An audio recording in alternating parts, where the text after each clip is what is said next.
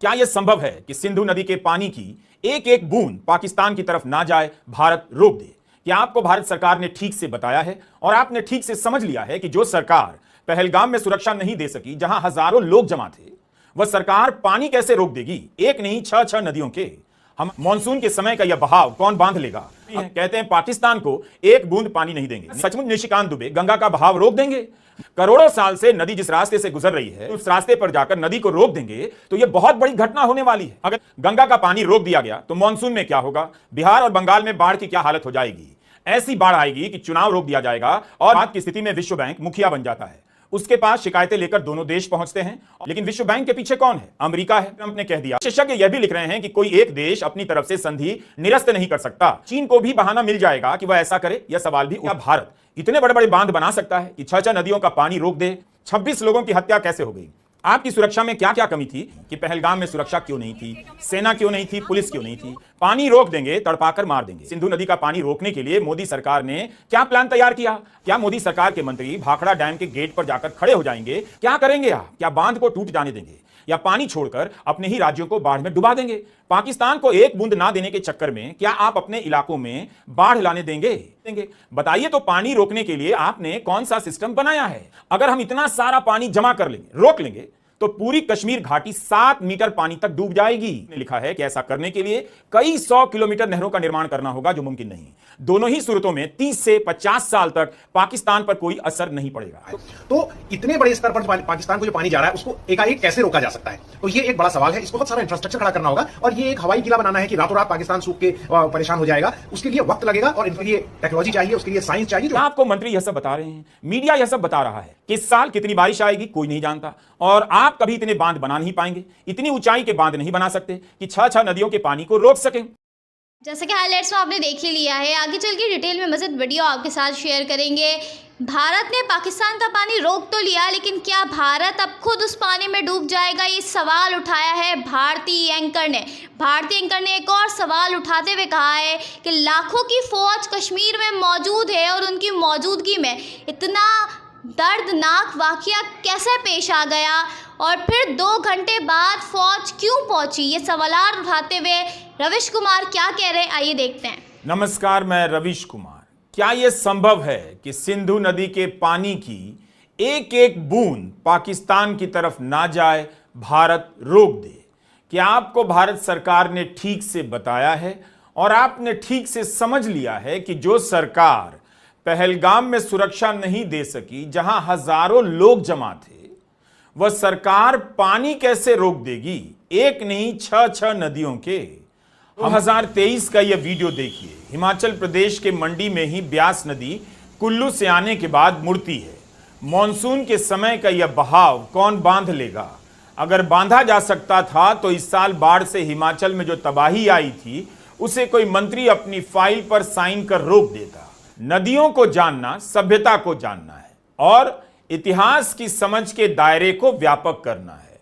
जिस तरह से बीजेपी के सांसद और मोदी सरकार के मंत्री पानी रोकने को लेकर उत्साहित हैं, जोश में हैं, उसे भी समझने की जरूरत है। नदियों का जो अपना करोड़ों साल का इतिहास है, वो तो जानिए। क्या नदियों को पता होगा कि 2025 में ऐसे मंत्री आ जाएंगे, सांसद आ जाएंगे, जो उनकी पानी के बहाव को रोक देने की चुनौती देने लग जाएंगे? कहते हैं पाकिस्तान को एक बूंद पानी नहीं देंगे। सचमुच निशिकांत दुबे गंगा का बहाव रोक देंगे? करोड़ों साल से नदी जिस रास्ते से गुजर रही है, अगर निशिकांत दुबे और सीआर पाटिल उस रास्ते पर जाकर नदी को रोक देंगे तो यह बहुत बड़ी घटना होने वाली है। अगर इतनी ही क्षमता है तो कोसी नदी का बहाव रोक लेते, जो हर साल बिहार में बाढ़ का दहशत पैदा करती रहती है। सोचिए, अगर निशिकांत दुबे की बात मानकर गंगा का पानी रोक दिया गया तो मॉनसून में क्या होगा? बिहार और बंगाल में बाढ़ की क्या हालत हो जाएगी?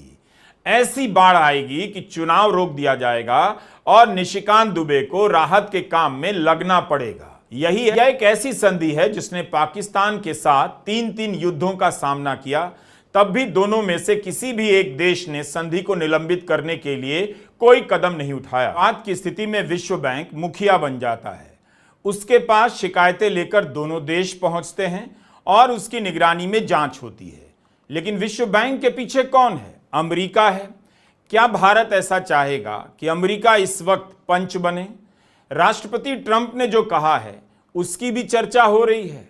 4 दिनों तक उपराष्ट्रपति जेडी वांस भारत में थे, ताजमहल घूम रहे थे, जयपुर घूम रहे थे, लेकिन उनके जाते ही ट्रंप ने कह दिया दोनों देशों को जानते हैं, दोनों से अच्छे संबंध हैं। उन्होंने भारत का एक तरफा नाम नहीं लिया। अब निकालते रहिए इसका मतलब कि वे मोदी जी के साथ ज्यादा हैं या पाकिस्तान के साथ। ट्रंप ने उधर की भी बात कर दी और इधर की भी बात कर दी। विशेषज्ञ यह भी लिख रहे हैं कि कोई एक देश अपनी तरफ से संधि निरस्त नहीं कर सकता। इसका एग्जिट क्लॉज एक तरफा नहीं है। भारत भी ऐसा नहीं कर सकता और पाकिस्तान भी नहीं। अगर भारत नदियों के बहाव को बदलने चलेगा तो क्या चीन को भी बहाना मिल जाएगा कि वह ऐसा करे? यह सवाल भी उठता रहा है। भारत में आने वाली नदियां नेपाल, बांग्लादेश और चीन से भी गुजरती हैं। ऐसे में उन नदियों पर क्या असर पड़ेगा, इसकी भी राष्ट्रीय नियमों का मामला है। वो अलग है कि भारत ऐसा कर सकता है या नहीं। दूसरा बड़ा मामला यह है कि क्या भारत इतने बड़े बड़े बांध बना सकता है कि 6 नदियों का पानी रोक दे। इस वीडियो में हम इसकी बात भी करने जा रहे हैं। तो क्या आप 6 नदियों का पानी रोक सकते हैं? यह तय कौन करेगा, प्रकृति या मोदी के मंत्री? ऐसा लगता है कि बीजेपी को पानी एक नया हथियार मिल गया है। पानी नहीं देंगे, प्यासा मार देंगे, इस टाइप की बातों से लोगों में जोश आ जाएगा, उसे ऐसा लगता होगा। गोदी मीडिया के YouTube चैनलों का थंबनेल देखकर लगता है कि इस देश के लोगों ने भले नदियों को अनंत काल से देखा है, उनके बारे में सुना है, पढ़ा है, लेकिन इस देश के संपादकों, पत्रकारों और एंकरों ने लगता है नदियों के बारे में ना तो कभी सुना है, ना पढ़ा है, ना नदियों को देखा है। यह सब इसलिए किया जा रहा है ताकि हिंदी प्रदेशों की आम जनता ऐसी हेडलाइन से जोश में आ जाए। 26 लोगों की हत्या कैसे हो गई, आपकी सुरक्षा में क्या क्या कमी थी, यह सब बताने के लिए एक प्रेस कॉन्फ्रेंस नहीं हुई। लेकिन पानी रोक देंगे, तड़पाकर मार देंगे। जवाब दीजिए कि 8 साल में सिंधु नदी का पानी रोकने के लिए मोदी सरकार ने क्या प्लान तैयार किया? कि पहलगाम में सुरक्षा क्यों नहीं थी, सेना क्यों नहीं थी, पुलिस क्यों नहीं थी, क्यों लोगों को नहीं बताया गया वहां मत जाइए क्योंकि हम सुरक्षा नहीं दे सकते। तो आप देख सकते हैं कि मरने वालों के परिजनों के लिए एक जवाब नहीं, लेकिन टीवी चैनल पर मंत्री जी टैंक की तरह गरज रहे हैं कि एक बूंद पानी नहीं देंगे। इस पर काम कर रहा है भारत। आया था। इन तस्वीरों को देखते हुए संसद में सरकार के जवाब को अब याद कीजिए कि मॉनसून के समय संभव नहीं होता है पानी को रोकना। बांध टूटने का डर रहता है और भारत के इलाकों में बाढ़ आने का खतरा। अगर डैम भर जाएगा तो आप बताइए क्या इस धारा को निशिकांत दुबे रोक देंगे? क्या मोदी सरकार के मंत्री भाखड़ा डैम के गेट पर जाकर खड़े हो जाएंगे, पानी नहीं छोड़ना है, पानी की धारा को रोक देंगे क्योंकि पाकिस्तान को हम एक बूंद पानी नहीं देंगे बिकॉज मोदी जी का सीना 56 इंचेस का है? क्या करेंगे आप? क्या बांध को टूट जाने देंगे या पानी छोड़कर अपने ही राज्यों को बाढ़ में डुबा देंगे? पाकिस्तान को एक बूंद ना देने के चक्कर में क्या आप अपने इलाकों में बाढ़ लाने देंगे? और अब उसी मंत्रालय के मंत्री कह रहे हैं कि एक बूंद पानी नहीं देंगे। बताइए तो पानी रोकने के लिए आपने कौन सा सिस्टम बनाया है? को स्टोर करने की क्षमता कितनी बढ़ाई गई? तो जवाब क्या दिया गया कि स्टोरेज कैपेसिटी नहीं बढ़ा सकते। क्यों? क्योंकि बांध की ऊंचाई से ही स्टोरेज की क्षमता तय होती है। अगर हम इतना सारा पानी जमा कर लेंगे, रोक लेंगे, तो पूरी कश्मीर घाटी 7 मीटर पानी तक डूब जाएगी। अगर इतने पानी को जलाशय में जमा करेंगे तो इसके लिए भारत को टिहरी बांध की तरह 30 जलाशय बनाने होंगे। इतने जलाशय के लिए जगह कहां से आएगी और बजट कितना होगा सोचिए। टिहरी जितने बड़े जलाशय को बनने में 1 दशक का समय लगा। अगर हम कल से 30 जलाशय बनाना शुरू करें तो 10 साल से पहले पानी नहीं रोक पाएंगे। तब तक पाकिस्तान पर इसका कोई असर नहीं होगा। उसके बाद हर साल हमें ऐसे 30 और जलाशय बनाने होंगे ताकि इस पानी को रोक सकें। यह कहीं से भी व्यावहारिक प्रस्ताव नहीं है। नदी के बहाव को डाइवर्ट करने के बारे में दराबू ने लिखा है कि ऐसा करने के लिए कई 100 किलोमीटर नहरों का निर्माण करना होगा, जो मुमकिन नहीं। दोनों ही सूरतों में 30 से 50 साल तक पाकिस्तान पर कोई असर नहीं पड़ेगा।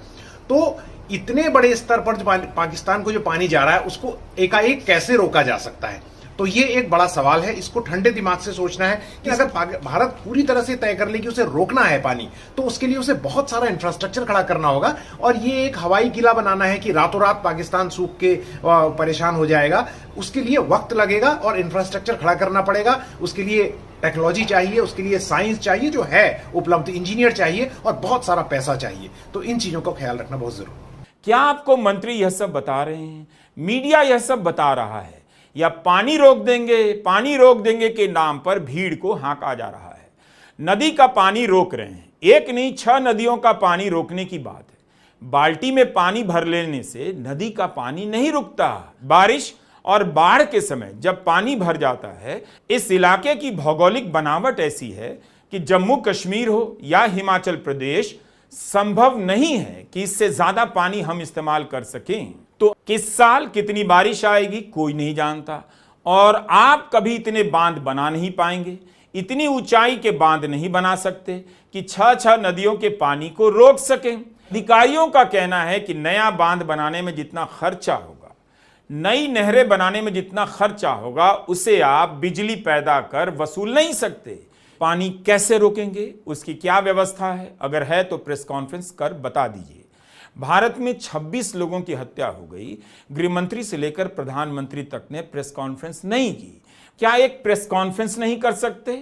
उम्मीद है आपने हमारा इस मसले पर तीनों वीडियो ध्यान से देखा होगा। बार बार देखिए और समझिए कि आपके साथ क्या हो रहा है, क्या बताया जा रहा है और क्या नहीं बताया जा रहा है। तो ये थी आज की वीडियो। अगर आप इस तरह की वीडियोस देखना पसंद करते हैं और उस पर भारतीय मीडिया का रिएक्शन देखना पसंद करते हैं तो जैक क्रिकेट को सब्सक्राइब कर लें, बेल आइकन पे क्लिक कर लें। अगली वीडियो में मुलाकात होगी, तब तक के लिए अल्लाह हाफ़िज़।